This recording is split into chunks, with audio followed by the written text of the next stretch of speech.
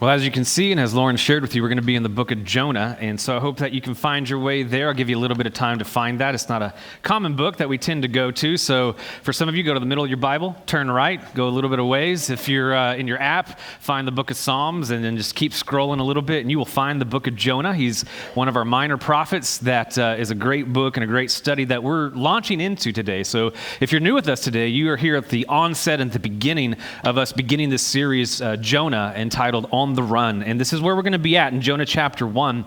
And as you're finding your way there, it was back in 2003. I was working with a large group of people, and we would maybe have about a 24-hour leave of absence to be able to go do whatever we wanted to do. So we might go over to someone's parents' house and spend the night, or we might do a game night. But from time to time, it wasn't often, but from time to time, we would actually all go and fill a theater together. I haven't done that in a while. And there would just be a huge, just probably about 50 of us. We'd just take up that theater.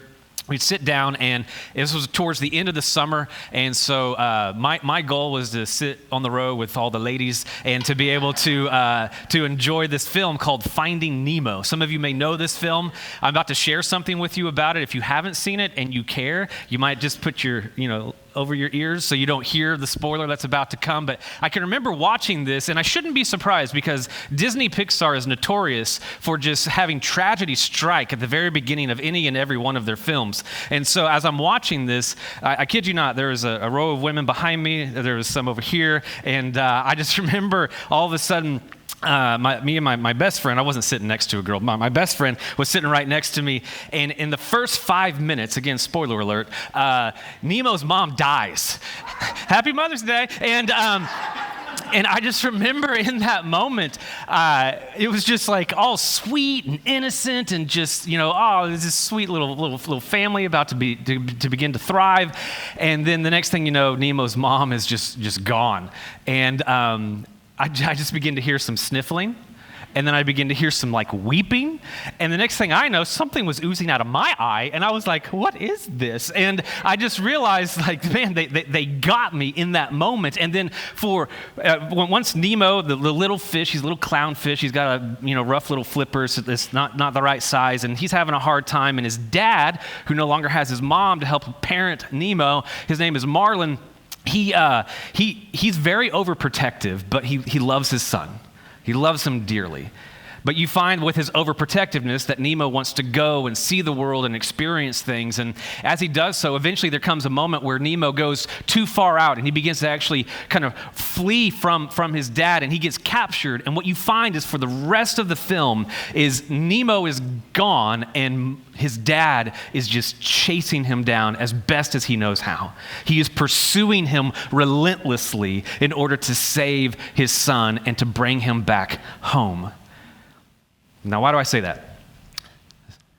We all run, but the beauty is God always pursues. Every single one of you in this room, every single one of us, we have a tendency to run from God and the things of God whenever we are sinning, whenever we are erring. That's what we tend to do. But the beauty of God is that He pursues us and He comes after us. I'm pretty hot up here in the monitors.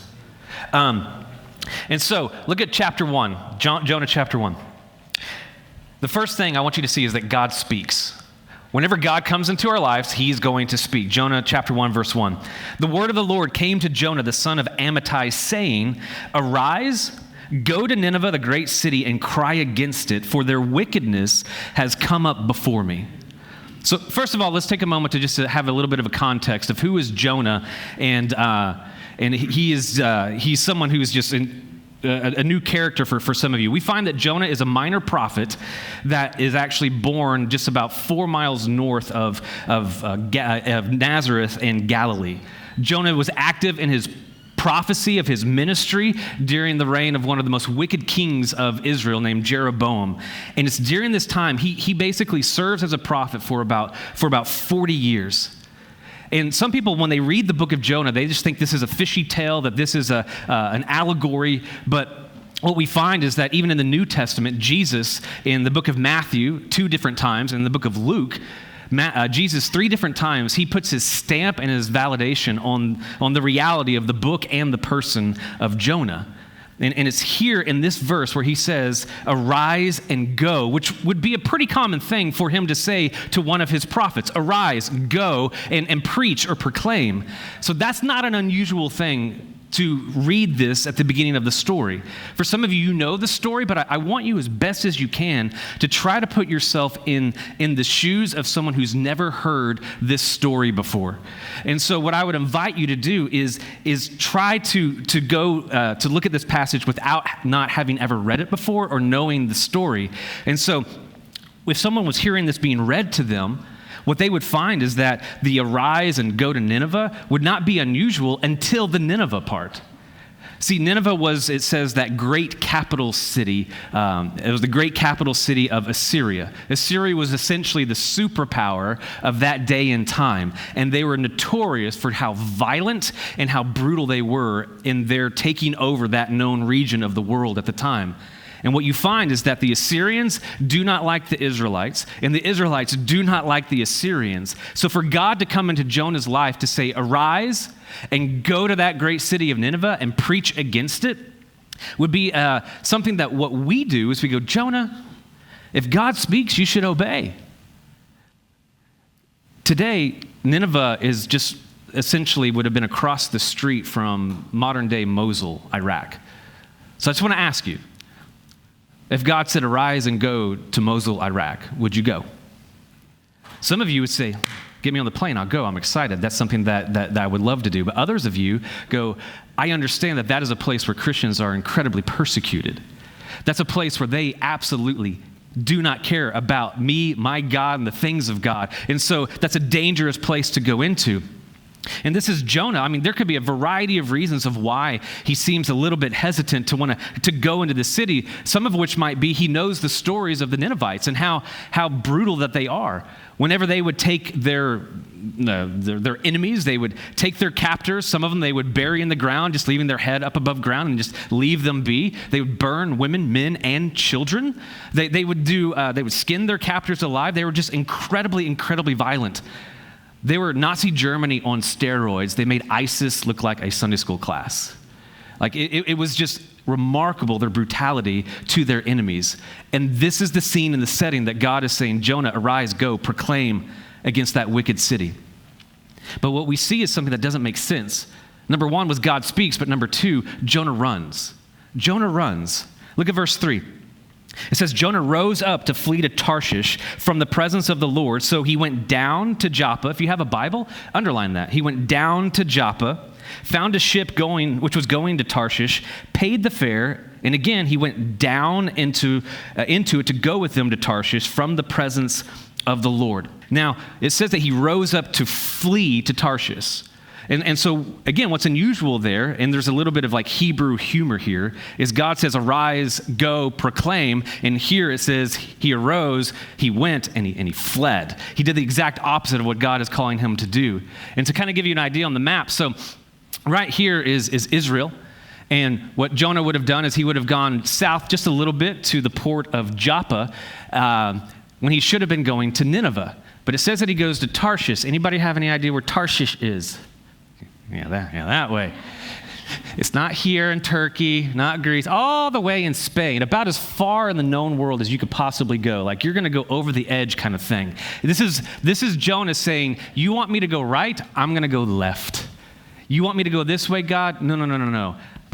I'm the captain. I'm going to go this way. I have no desire whatsoever to do anything and have any kind of part of Nineveh. He's resigned to want to go. Some people would say this is him saying, God, here's my 2 weeks notice. In fact, it's not really 2 weeks, it's right now. I'm done. I quit. I don't want to be a prophet. I resign from my call. I resign from my ministry. I will not go to Nineveh. And again, there could be all kinds of reasons because we know of some of the wickedness that the Ninevites and the Assyrians were a part of. But we don't know the real reason, the real heart of everything until we get later into Jonah chapter 4. Don't cheat and don't go there because this is to tease you to keep coming back for this series because you need to know the heart of why Jonah is so reluctant to want to go to speak in the name of the Lord to the Ninevites. So He resigns, and I showed you and I told you in verse 3, it says he went down to Joppa, he went down into the ship. Later on, it's going to say that he went down into the belly of the ship to go to sleep. And this is what I just want to remind you of. The author of this, Jonah, is I think making a point of even using the imagery of going down, down. When you flee from God, we tend to continue to go down and down and down when we seek to flee from the presence of God. Every step that we run away from God is a step downward in our life. I also want to just mention to you that for all of you, because we all have a tendency to run, we all run, that if you want to run, there will always be a ship in Tarshish to take you where you want to go, away from God. There's always a ship available. Some people will make the comment, well, my theology is that if there's an open door, I should walk through it. What if God didn't open that door? What does that say about our God and our theology in that moment when we go through a door that he didn't open? For whatever reason, God has allowed the prince of the air, Satan, to have some kind of realm and authority and power in this place. We in ourselves, in James chapter 4, we find out that we seem to have a little bit of that volition of our own will to make our own choices and decisions, just the lust of the flesh and the lust of the eyes. What we have to realize is that sometimes when we think here's an opportunity, we have to come not to the open door theology. If there's an open door, there's an open window, I'll jump through it. It's like, no. Our relationship was with a living God that we go to in prayer and say, God, is this your will? Is this from you? Is this me wanting to go down my path and what I want to do? Is this something that actually is the enemy allowing this to be orchestrated in a way for me to get away from you? Just because there's a ship to take him to Tarshish doesn't mean he should get on it. Just because you have an opportunity for you to be able to do something that you know is contrary to Scripture doesn't mean that this is God saying, yeah, it's okay, dabble a little bit. But we do. We all have this tendency to run from God, the standards of God, the things of God, and it's ingrained within us. I've mentioned this the last couple of weeks, but look at our first parents in the Garden of Eden, Adam and Eve. God sets up everything there so beautifully in that garden, and to kind of have this test of their love for him. He says, you can have everything except don't eat from the tree of the knowledge of good and evil. And when they willingly, the volition of their will, choose to take of that fruit, I think it's a banana because they're gross, but you take of that fruit and they bit into it. What they're doing in that moment is they're saying, God, I think you are withholding from me, and I want to be the arbiter, or I want to be the authority of what is right and wrong in my life. If I want to do it, I should be able to do it. If I want to experience it, I should be able to experience, because I'm the authority, I'm the judge. I want to have the knowledge of good and evil. I get to decide what is right and what is wrong. I'm the captain of my soul. I'm the captain of my ship. I'm the captain of my life. We all run. Maybe one of the best things that you could do today, and something that as we get towards the end that I want to encourage you to do, maybe one of the best things that you need to be able to begin to do is identify what causes you to run from God. Because again, we all do it. This is one of those sermons where we don't need to be pointing the finger and going, that guy does. Because just remember, when you point one finger, you got three pointing back at you. That guy runs all the time. That guy is just so far from the things of God. I want to remind all of us that it is a tendency within us to run from God.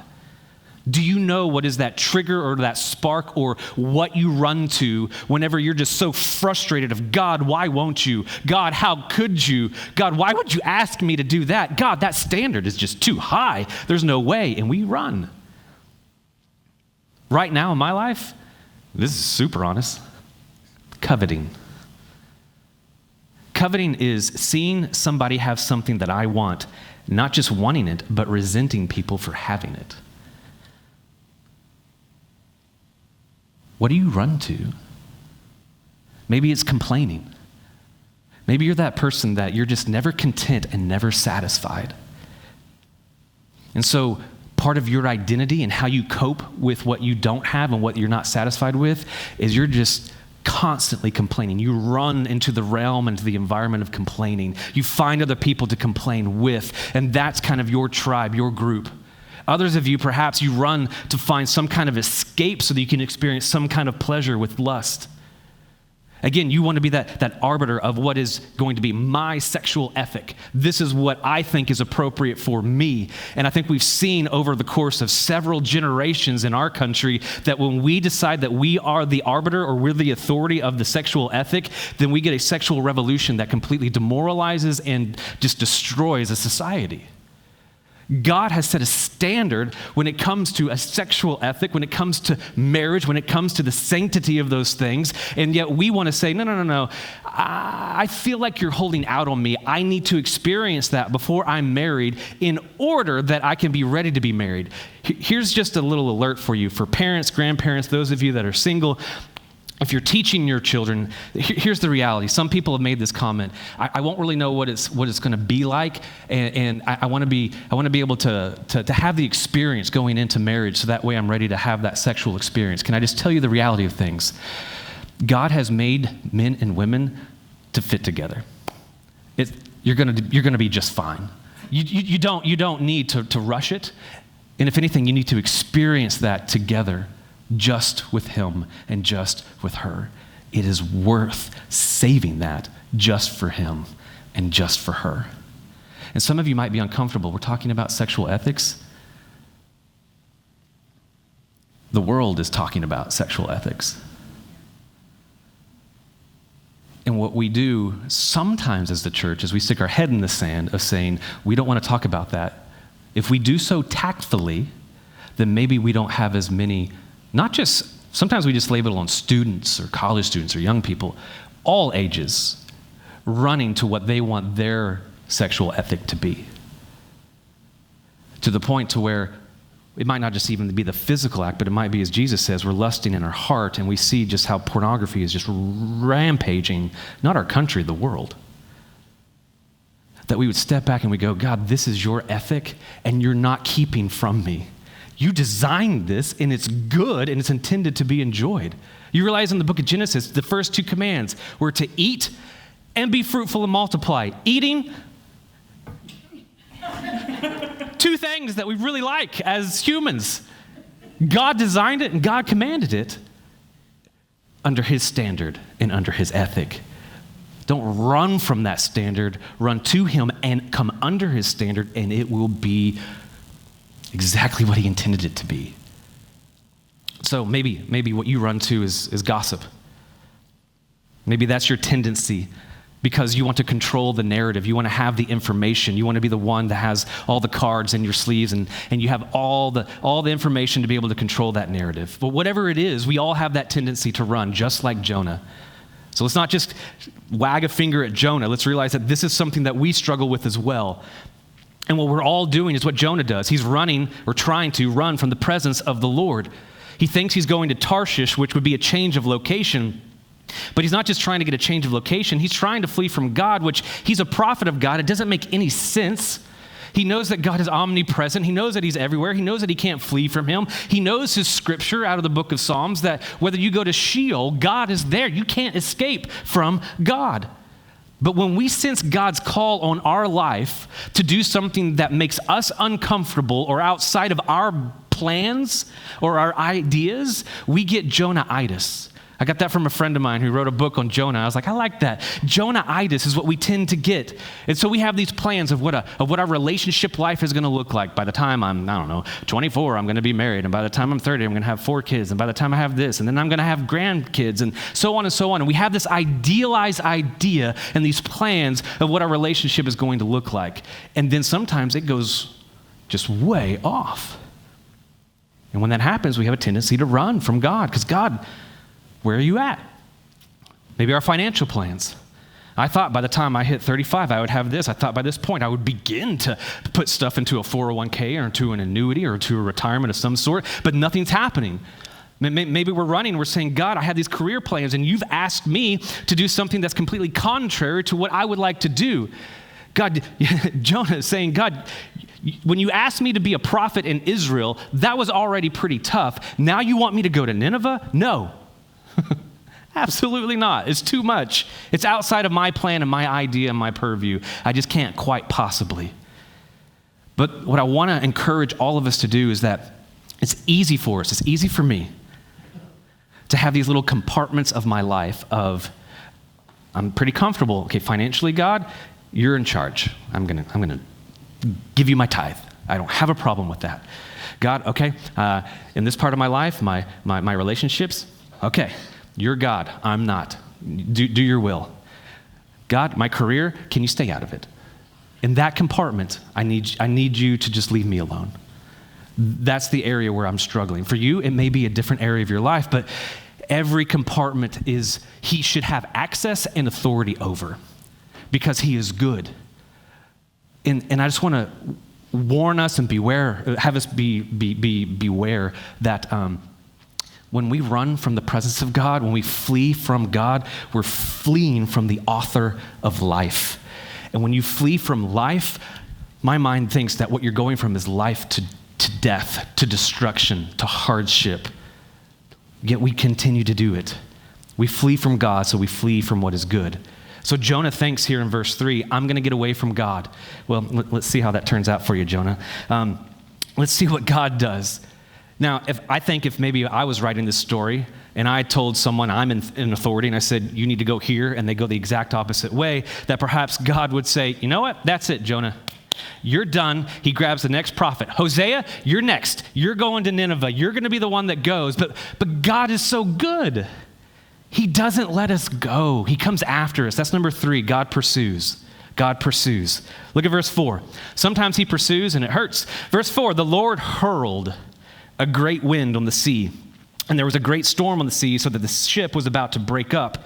Then the sailors became afraid, and every man cried to his little g god, and they threw the cargo which was in the ship into the sea to lighten it for them. What you find is this is just the goodness of God, but it could be easy for us to say, but God hurled a storm on the ship in the sea that he's in. What if Jonah gets hurt? When I read that, I go, this is great, because this isn't God being harsh. I believe this is God demonstrating his love and concern for Jonah. Example, whether you have a son or a daughter or a niece or a nephew, or you're just in charge of children, when you see that child and the ball goes out into the street and they go taking off after it and they go to get it and you see a car coming, do you go, Tommy, come back?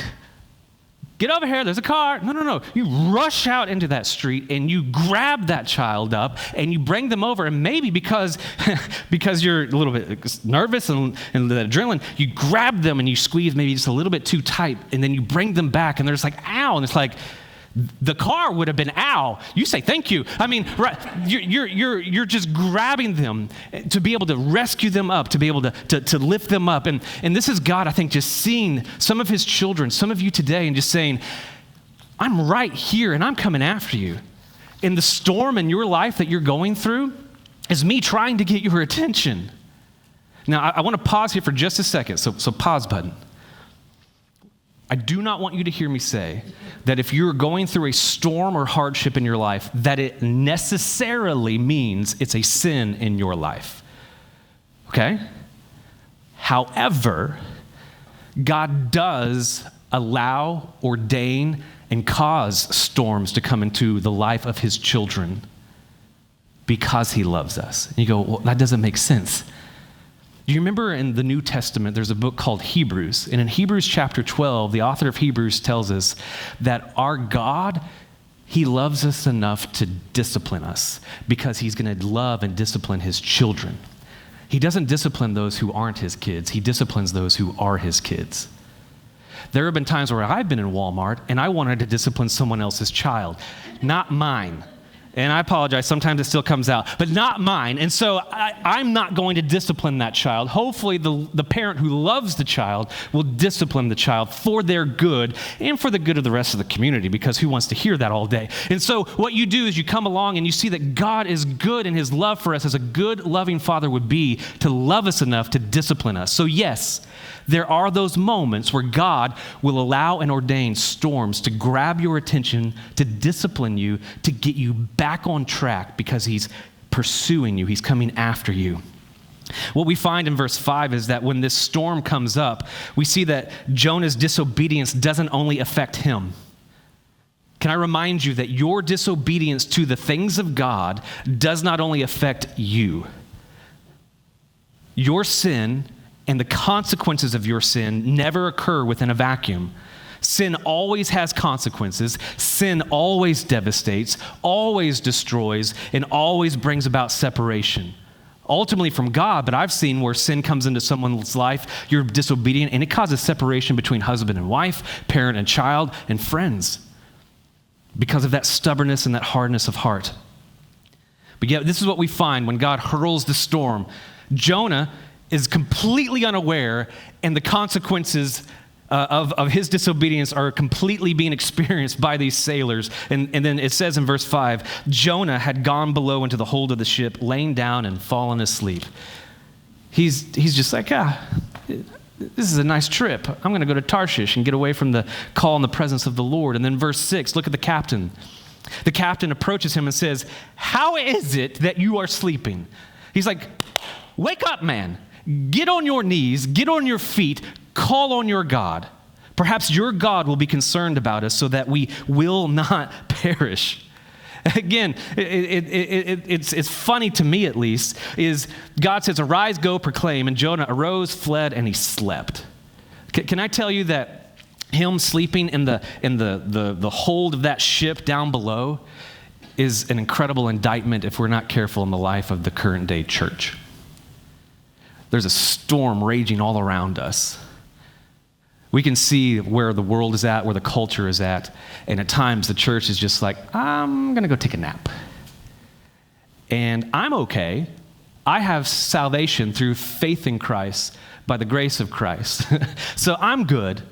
But as the world is destroying itself all around me, I don't really want to deal with it, so I'm going to stick my head in the sand, and I'm just going to have my four, no more, my group, my tribe, and we're going to get together, and we're going to congregate, and then that's what it will be.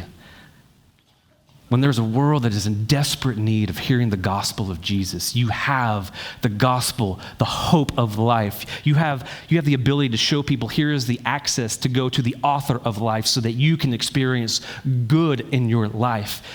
That's why in a few weeks we're going to be hammering and emphasizing the importance of, there's probably that one person in your mind that you think of immediately that I wish they would either turn their life around for the Lord or that they would just give their life to Jesus. There's that one person that's heavy on your mind and on your heart, and we're going to emphasize that over the next 5 or 6 weeks of who is that, and are you praying for them?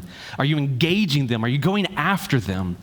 And that we as a church would also not just do that for those individuals in our life, but to our community by going to a park and offering free food and just having activities for the purpose of nothing else than just to say, we love you, we're here, and we are available. We're not going to stay in the bow of the ship. We're going to go out into the storm, and we're going to be who God's called us to be, the church, salt and light. And if that scares you, that's okay. But you don't get to disobey. You get to be a part of it. And sometimes that's good. I don't know of any good adventure that began when I was calm.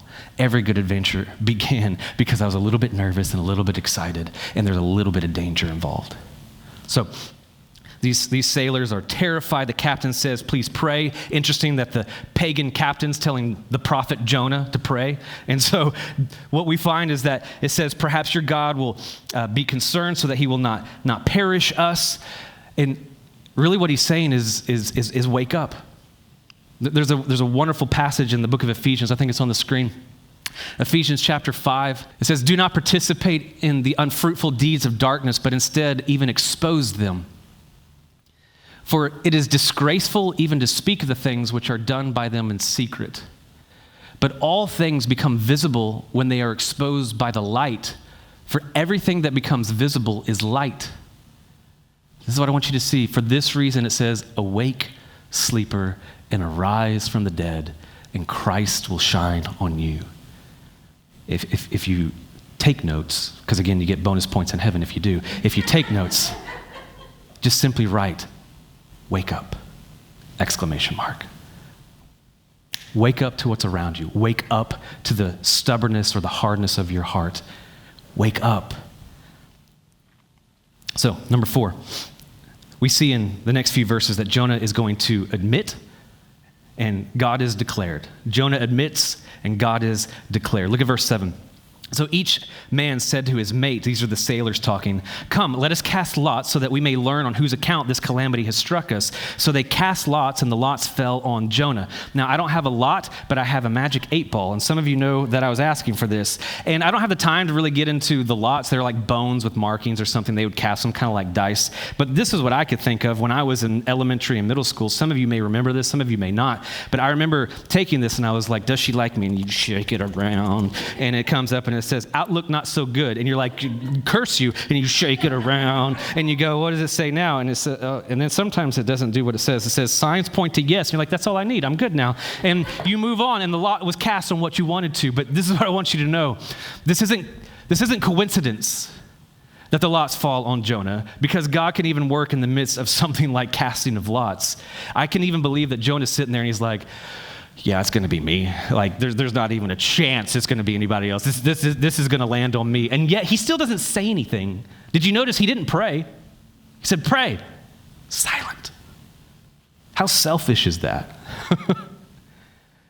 How selfish are we when we know the truth about God and we stay silent? It's remarkable that I will do that. Each man said to his mate, "Okay, let's cast these lots." Verse 8, it says, or at the end of verse 7, it says, "So the lots fell on Jonah, and then they said to him," this is them just kind of flipping out. They said, "Tell us now, on whose account has this calamity struck us? What's your occupation? Where do you come from? What is your country? From what people are you?" I mean, they're just peppering him with questions, just like machine fire of like, "What is going on?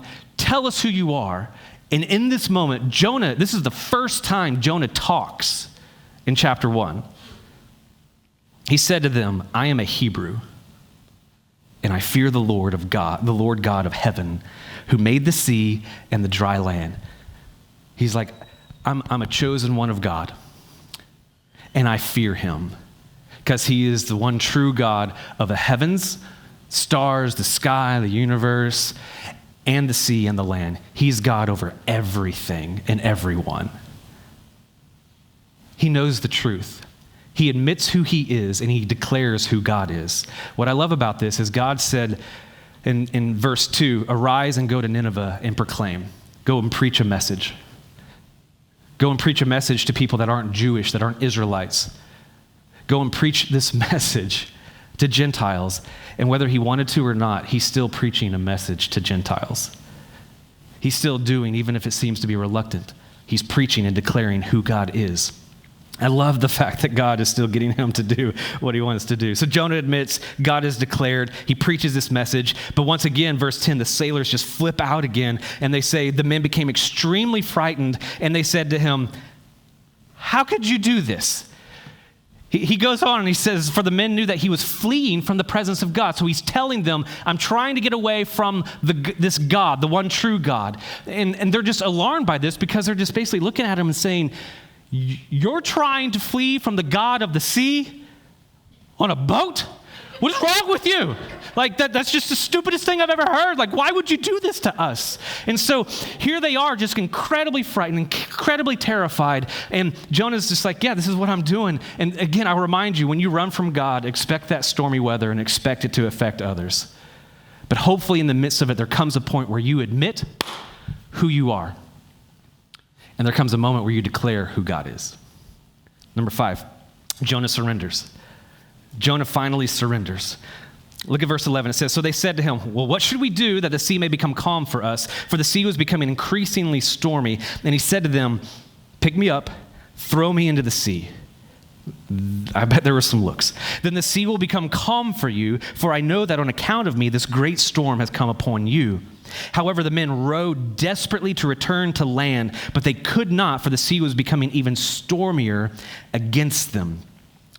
Then they called on the Lord and said, 'We earnestly pray, O Lord, do not let us perish on account of this man's life, and do not put innocent blood on us. For you, O Lord, have done as you pleased.'" So the sailors essentially ask, what are we going to do? Jonah offers himself. Why?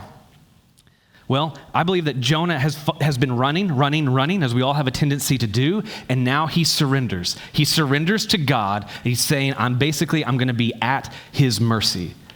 Now, I've studied this specific part of this passage a lot, because I kept wondering, is Jonah suicidal? Because to be thrown into the sea would mean your certain doom and death. Or is Jonah contrite? Is he repentant? Or what is it? And what I've found as I've studied is, again, this is the first time Jonah begins talking. He still hasn't prayed, and he still hasn't talked to God specifically. He's just talking to the sailors about the reality and the truth of what he knows about God. We don't see him begin to pray until chapter 2. Next week, come back, chapter 2. You're going to see Jonah talk to God, belly of a fish. It's going to be good. Be back. And so what you have is you have him, I think, in this moment coming to a point of where I've been in my life before, where things seem so out of control that the only thing I know how to do, even if I'm not repentant or contrite of anything, is I give. I surrender. And I've seen countless individuals that when they come to faith in Christ, long before they become repentant or contrite over their sin, they're just like, what must I do to be saved? What do I do?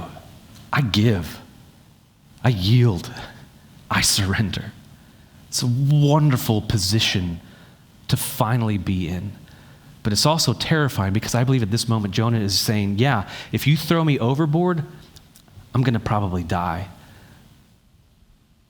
But I'm at his mercy. So throw me overboard.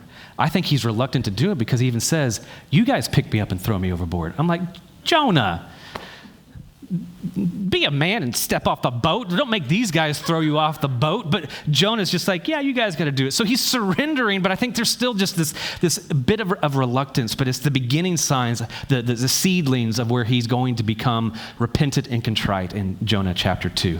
And so one of the interesting things that I saw was in verse 13, it says the men rowed desperately. They're like, we don't want to throw you overboard. It's going to kill you. So they row. And what I found with the sailors is they've actually been the characters that have been most interesting to me this time in studying Jonah, is because earlier the sailors are crying out to their little g gods. They're desperate. They're in fear. That's appropriate. We all do that. You've heard of the stories of the guy in the foxhole of like, God, if you save me, I'll live for you forever. And then he gets saved and he's like, just kidding. And so what we have is we have these sailors crying out to their little g gods, desperate for some kind of relief or salvation. And they're even throwing the cargo overboard, which would represent their livelihood, which represent their profits. Like, my life is more important than my profits. I need to be saved. But then even here, they're doing what they can in their own human effort to try to find land, to try to find salvation. They're rowing desperately, and God just picks up the storm. He's like, no, you're not outdoing me. And what happens is the sailors, as they're rowing, we not only see Jonah's surrender of throw me over, we finally see the sailors stop rowing, stop calling on little g God, stop throwing cargo overboard, and they, verse 14, call upon the name of the Lord. Sounds very familiar to Romans chapter 10. Call upon the name of the Lord and you will be saved. In fact, the name that they're using, Lord, in your Bible, it might have, is it on here? Yes. When it's a capital L-O-R-D in the Old Testament, that's the covenantal name of Yahweh. They're using the covenantal name that the Hebrews would use. He's not just saying, oh God, little g, he's saying Yahweh, the one true God.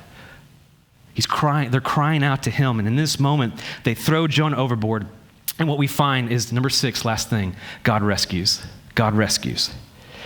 It says, so they picked up Jonah, threw him into the sea, and the sea stopped its raging.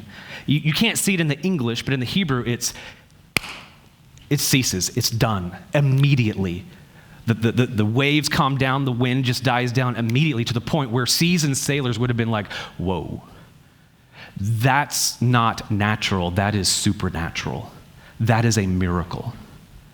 We did what the man of God told us to do. We cried out to God, and it just stops immediately. And so the sailors, verse 16, they feared the Lord greatly and offered a sacrifice to the Lord and made vows. They worship the one true God, Yahweh. Now, there's a lot of debate. Are these guys saved? Are we going to see them in heaven? I lean towards yes. I hope that we do. I believe they experienced the true one God, and they saw this doesn't make sense unless he's the one true God. That's my personal opinion. So the sailors worship the one true God. They're rescued. Look at verse 17. And the Lord appointed a great fish to swallow Jonah. And Jonah was in the stomach of the fish 3 days and 3 nights. So in this moment, God not only provides rescue to the sailors, but he provides rescue for Jonah. Sometimes when we read this story about this fish swallowing up Jonah, we have this idea, well, that the fish is like this punishment. You get 3 more days to figure out your wrongdoing. Who knows? Maybe on that map, he was all the way, over by the boot that is Italy, and he's got to go a long way. I don't know, but he was in the fish for 3 days and 3 nights. We also know that's ultimately going to be pointing to Christ, because Christ uses the story of Jonah to talk about the reality of his resurrection. What we find, though, in the story of Jonah is that the fish is not a punishment, the fish is a rescue. So a lot of people ask this question, and we'll get into it a little bit next week. Why a fish? And is it a whale? I don't really care. It was a large sea creature, all right? It was a fish that swallowed up Jonah. People go, but why? That just doesn't seem like it's possible. Well, what if he was rescued by a piece of driftwood?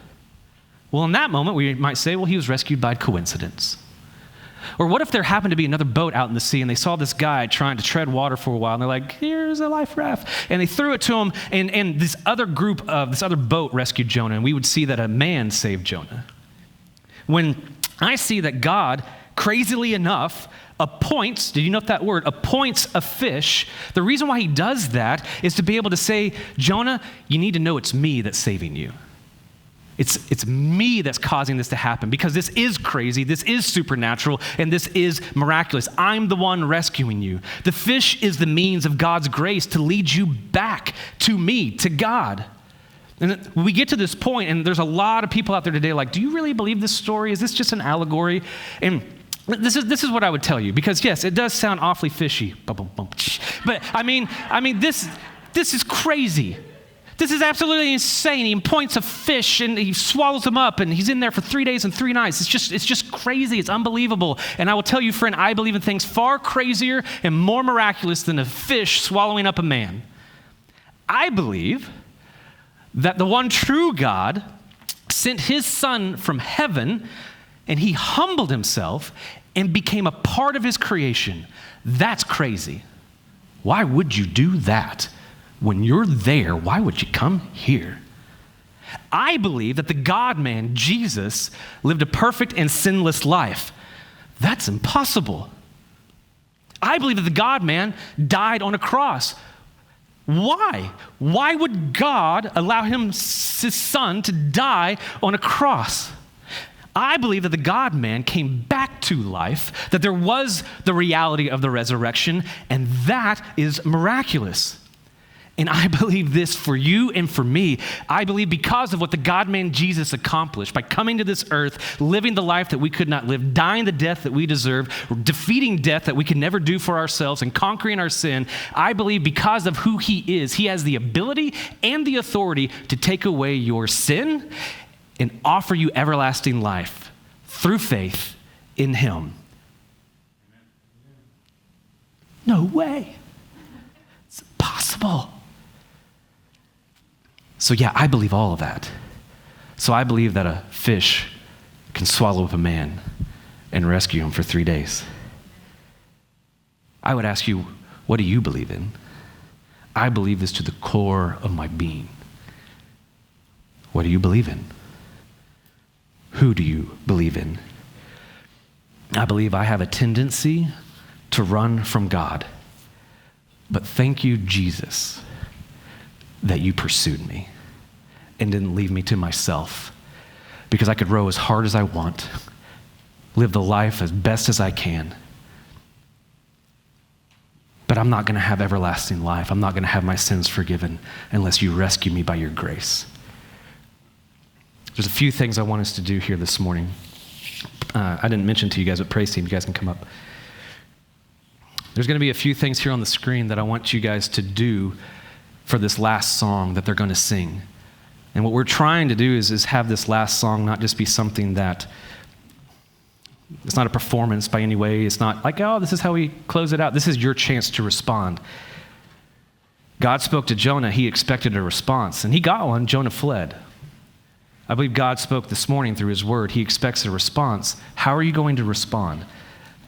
And these are some ways that I would like for you to do it. Just, first of all, stop running. Second thing is wake up. Wake up to the reality of what it is that you are running from and running to. And I don't have it on there, but I thought of this morning, is I would encourage you to admit your situation. Be brave enough to admit the reality of the situation that you are in. If you're in a storm, if you're struggling with a particular area in your life that you feel like I should be the authority of and God is holding out on me, admit what that is. And the last thing, two more things, is surrender. I want you to take the time this morning to surrender to God. I wrote down a few.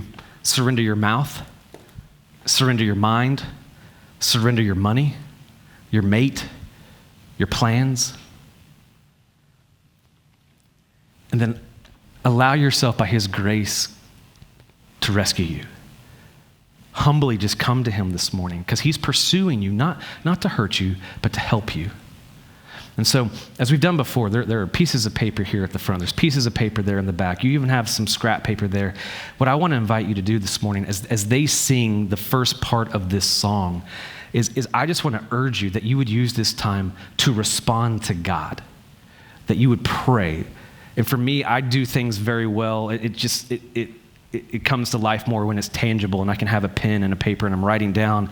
And maybe for you, I don't know exactly what to say, but God, help me to wake up and help me to surrender. And God, I want to be rescued by you. And I just want you to write that down so you can have that for yourself. And if you would say, I would welcome someone to pray for me and alongside with me of what I'm struggling through, of what I'm running from, then I would encourage you just to put those in the offering plate or put that here. And as I've done over the months previous, if there's a piece of paper here and there's a prayer request, I would be honored and humbled to be able to pray alongside with you. You don't even have to put your name on there. But I also don't want you to feel like you're alone in this. There are other people who would love to come alongside and pray with you. And so what I want to invite you to do is, I don't know if you can write. Well, go ahead and stand up. If you need something to write on, there's tables back there. You can have a seat where you're at. You can use the table up here. But I just want to urge you during this time as they sing, maybe you need to sing, but I believe the majority of us, we need to get honest with God for just a little bit, and we need to respond to him and what he's said to us this morning. So ladies, if you would you sing, and you guys respond.